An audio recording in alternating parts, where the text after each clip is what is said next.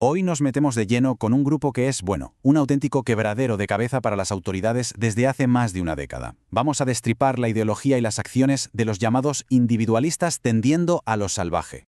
Y aquí, claro, surge la gran pregunta, la pregunta del millón, diría yo.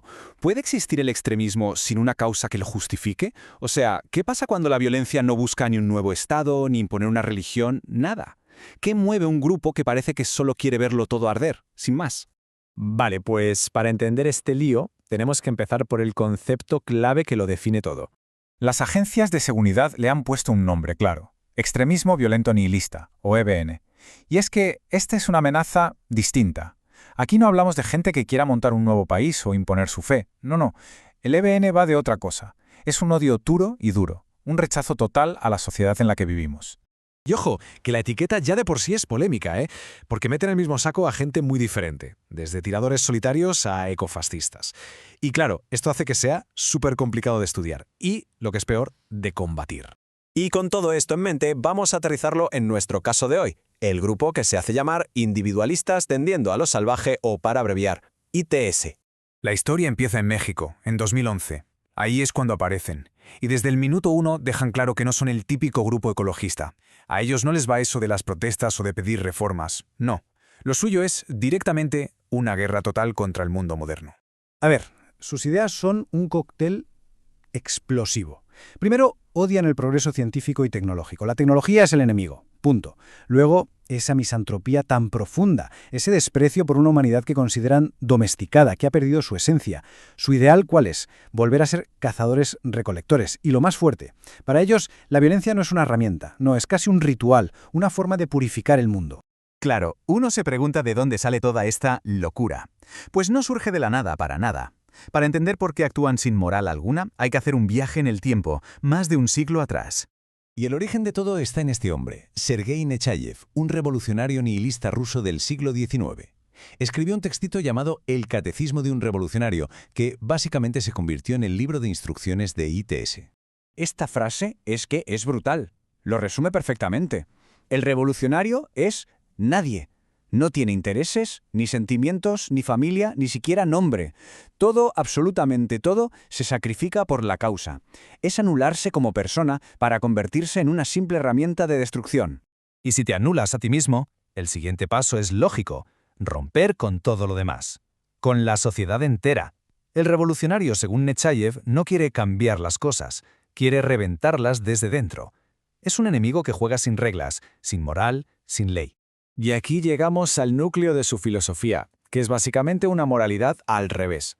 El militante es una especie de ángel vengador sin moral. Robar, traicionar, matar, todo vale si sirve a la causa. El remordimiento no existe, es un estorbo. La única ciencia que importa es la ciencia de la destrucción, y lo tremendo es que ITS se tomó esto como si fuera la Biblia. Pero claro, no todo es Nechayev. ITS cogió esa base nihilista y la mezcló con otras influencias más contemporáneas. Crearon su propio mejunje ideológico.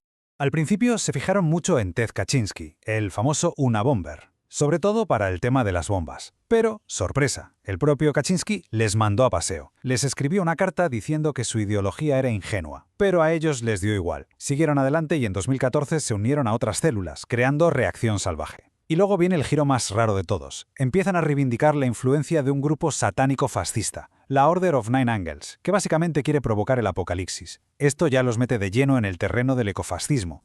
Con toda esta historia tan épica y destructiva, uno pensaría que eran una amenaza operativa brutal, ¿no? Pues vamos a ver que la realidad es bastante distinta. Y aquí es donde el mito se derrumba. Fijaos, ITS sale a la palestra y se atribuye crímenes supermediáticos. El asesinato de la estudiante Lesbi Berlín. ¡Fuimos nosotros! Pues no, la investigación demostró que fue un feminicidio cometido por su novio. El del investigador Ernesto Méndez, también, pues tampoco. Fue una banda de criminales. Y lo mismo con el sacerdote Rubén Díaz. Un caso tras otro, sus reivindicaciones son falsas. Entonces, ¿qué está pasando? Pues el patrón es bastante evidente, ¿no? Aprovechan la conmoción de un crimen para apuntarse el tanto y construir una imagen de poder y terror.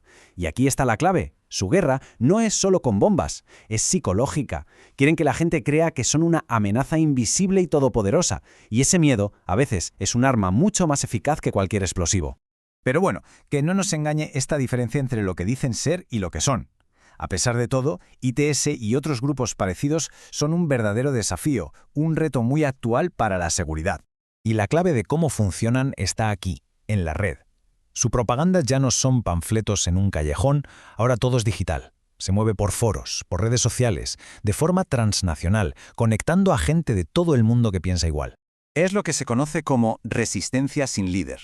No hay un jefe al que detener, ni una sede que asaltar. Son pequeñas células o incluso individuos aislados que se inspiran en lo que leen online. Y esto para la policía es una pesadilla, porque nunca saben si están ante un miembro del grupo o un lobo solitario que simplemente ha seguido un manual de Internet. Y con esto volvemos al principio. El caso de ITS nos deja sobre la mesa una pregunta bastante incómoda, la verdad. ¿Cómo te enfrentas a un enemigo que no quiere negociar, que no quiere el poder, que lo único que busca es la destrucción total? ¿Qué haces? Ese es el gran dilema que nos plantea este nuevo extremismo nihilista en plena era digital.